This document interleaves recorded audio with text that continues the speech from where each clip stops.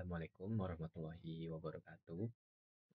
Izin memperkenalkan diri, nama saya Surya Arya Dinata dari kelas TCG 1B, NIM saya 2406431009. Oke, jadi izinkan saya ingin menampilkan hasil analisis saya dan evaluasi saya setelah kunjungan ke bengkel las murah hati.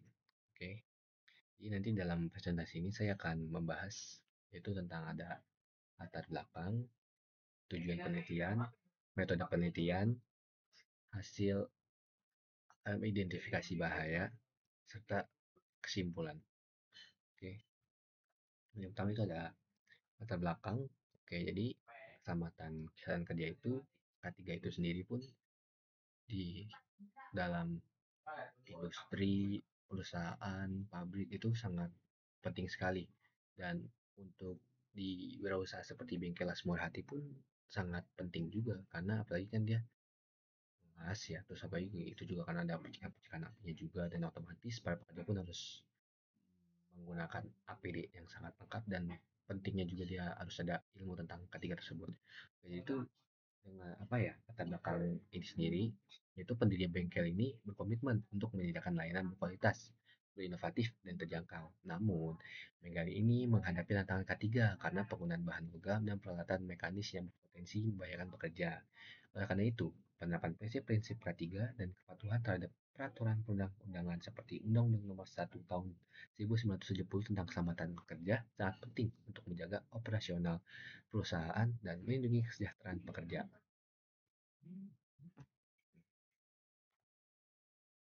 Oke, mungkin sebelum itu juga apa ya? Sebenarnya di bengkel Las Murati juga setelah saya wawancara dengan bosnya, saya pun dikasih tahu bahwa emang kadang tuh pada pekerjaan itu masih suka lalai dengan APD-nya, apalagi kadang juga saya sering nanya juga, maksudnya ada apa, ada kejadian apa aja Pak yang telah terjadi gitu di pekerja Bapak dan Bapak pun cerita emang lumayan banyak juga seperti kayak ada dia lelas tapi dia pakai kacamata terus matanya kena percikan api terus juga kadang kalau misalnya percikan apinya itu kena kakinya juga dia bisa mengakibatkan luka jadi ya sangat banyak sekali lah di las murah hati ini yang setelah saya wawancara juga ternyata terjadi banyak kecelakaan juga. Saya lanjut ke tujuan penelitian yang itu yang pertama saya mencari informasi terkait penerapan K3 yang ada di bengkel las tersebut. Yang kedua mengidentifikasi potensi bahaya dan resiko kerja. Dan yang ketiga itu memberikan rekomendasi perbaikan terkait penerapan K3 berdasarkan hasil analisis. Oke, seperti yang saya bilang, metode penelitian yang saya gunakan itu tentang langsung itu dengan menggunakan wawancara langsung pada bos atau karyawan yang ada di bengkel Asmur Hati. Nah, metode wawancara ini metode yang paling cocok untuk kegiatan observasi tiga-tiga di bengkel Asmur Hati dengan melakukan wawancara langsung dengan bos atau karyawan di tempat tersebut dan survei lokasi. Oke.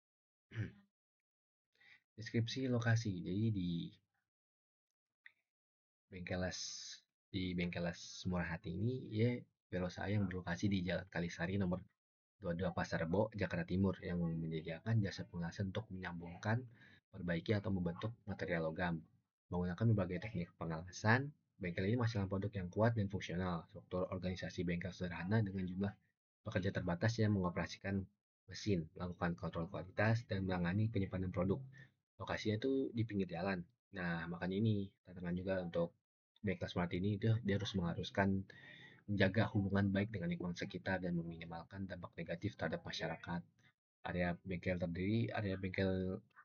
kelas Murati ini juga terdiri dari ruang produksi utama yang dilengkapi dengan peralatan seperti mesin gerinda, walaupun selasenanya juga mesinnya pun sangat ada dalam beberapa, cuman yang saya taruh di PPT yang saya buat di makalah juga itu hanya mesin gerinda saja, soalnya pada saat saya wawancara langsung, saya melihat si pekerja itu lagi menggunakan mesin gerinda jadi saya tahu mesin gerinda itu yang mana dan apa saja yang pernah terjadi kejadian kecelakaan kerja gitu. Jadi itu mesin gerinda untuk penghalusan material logam dengan tata letak yang padat. Oke, jadi temuan observasi dan identifikasi bahaya. Nah, yang pertama setelah saya bertanya pun dan saya juga melakukan dokumentasi juga melihat di tempat bengkel tersebut apakah area kerjanya rapi, dia tidak menggunakan APD lengkap dan tidak ada rambu-rambu juga. Nah, itu yang saya udah identifikasi juga, saya udah observasi juga. Yang pertama itu area kerjanya tidak rapi. Apa seperti yang sudah dia juga ada di PPT, sangat menandakan sekali. Nah ini, kenapa bisa area kerjanya tidak rapi kan pasti ada timbul pertanyaan apa karena dari si pekerjanya yang malas merapikannya ataupun emang karena emang em, ya udahlah biarin aja berantakan kan kita juga kurang tahu juga ya apa yang ada di pikiran para pekerja tersebut cuman karena area kerjanya tidak rapi ini jadi salah satu poin penting lah untuk di, dilakukan dilakukan perbaikan lah untuk dari bosnya untuk ke pekerjanya.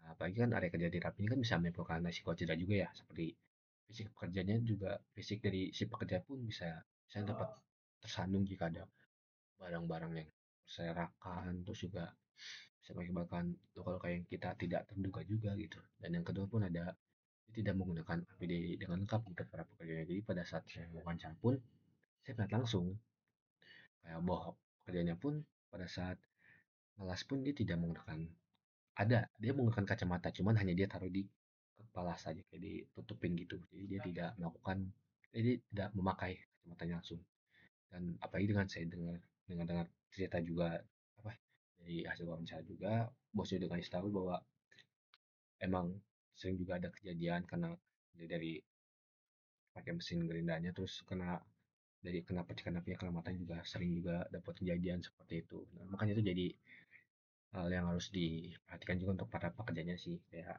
harus menggunakan bahwa sebenarnya tuh menggunakan APD lengkap tuh penting juga buat diri kita gitu. Nah, seperti itu juga ya potensinya ya akan terjadi karena pekerja tidak menggunakan APD lengkap dan bisa mengakibatkan cedera fisik itu. Dan sedikit informasi juga sih dapat dari bosnya kalau di Bengkelas Murah Hati ini dia ini Bengkelas Murah Hati itu dia ini menerima pekerjanya itu lumayan lumayan apa ya lumayan gampang juga lah gampang ya aja lebih fleksibel lah gitu ya penerimaan pekerjaannya jadi dia itu menerima pekerjaannya itu eh, yang penting tuh punya niat untuk belajar dan punya keberanian aja sih soalnya saya sudah dikasih tahu juga kalau misalnya ada paling pekerja barunya itu pun gak langsung terjun ke lapangan ya. Jadi kayak dia hanya membantu aja pekerja yang sudah lama bekerja di sana nanti dikasih tahu bahwa nanti kamu gini, saya yang membantu aja sih untuk si pekerja barunya seperti itu. Oke, jadi kesimpulannya tuh hasil observasi Bengkelas Murah Hati menunjukkan bahwa perusahaan telah berupaya baik dalam mematuhi standar keselamatan dan kesehatan kerja K3, terutama dalam penggunaan alat pelindung diri dan pemahaman prosedur darurat. Pekerja juga telah mengikuti pelatihan K3 sebelum bekerja. Namun, masih terdapat beberapa aspek yang perlu diperbaiki seperti area kerja yang kurang tertata rapi dan kurangnya kepatuhan pekerja dalam dalam menggunakan APD secara lengkap. Kekurangan ini tuh dapat meningkatkan risiko kecelakaan dan mengurangi efektivitas K3. Oleh karena itu, perlu dilakukan langkah-langkah perbaikan seperti penataan ulang area kerja, pelatihan tambahan, dan pemeliharaan rutin alat pelindung. Dengan perbaikan ini, bengkel Murah Hati dapat menciptakan lingkungan kerja yang lebih aman dan nyaman, mendukung produktivitas dan kesejahteraan pekerja. Meskipun ada tantangan, bengkel ini berada di jalur yang benar untuk meningkatkan standar ketiga. Oke, dan yang lagi sih ya, kalau udah masalah seperti kenapa gitu, why, kenapa para pekerja itu suka lalai dalam tidak menggunakan APD? Apa alasannya gitu? Kayak misalnya, pasti kan orang berpikir kayak ah pasti pekerja mungkin dia bisa berpikir apa ini ya kayak ah udah jamu udah biasa gue udah pengalaman mungkin dia akan berpikir seperti itu cuman kan ketika kerja di lapangan pun kan kita tidak tahu akan terjadi hal apa ini saya sedikit dapat cerita juga dari bosnya bahwa sempat juga ada kejadian kebakaran kecil lah pada saat melakukan pengelasan karena ini apa karena si mesinnya itu kayak udah overhead gitu kayak terus juga jadi dia mengakibatkan kebakaran kayak overhead gitu kebakaran itu nggak kebakaran gede, cuman kayak dia kebakaran hanya kecil aja gitu. Dan alhamdulillah kata dari bosnya pun katanya ya itu masih bisa ditangani ya. Terus juga saya dapat cerita juga bahwa pernah mesinnya pada saat dipakai itu overhead dikarenakan ya si mesin daya wattnya ini sudah cukup, misalnya kayak bukan ada batasan waktu ya, kayak misalnya ya seperti kayak laptop atau HP lah, kayak udah kepanasan dia ya butuh istirahat aja gitu, kayak butuh rest dulu sebentar, dan ya seperti itu. Dan dari wawancara sana juga saya dapat gambaran gitu ya, bahwa emang penggunaan penggunaan APD dan kita mengikuti standar pelatihan K3 itu sangat penting banget gitu pada saat nanti kita bekerja juga gitu. Kayak emang K3 benar sangat harus benar dipatuhin banget sih buat nanti kerja di perusahaan maupun pabrik. Oke, sekian dari saya. Terima kasih.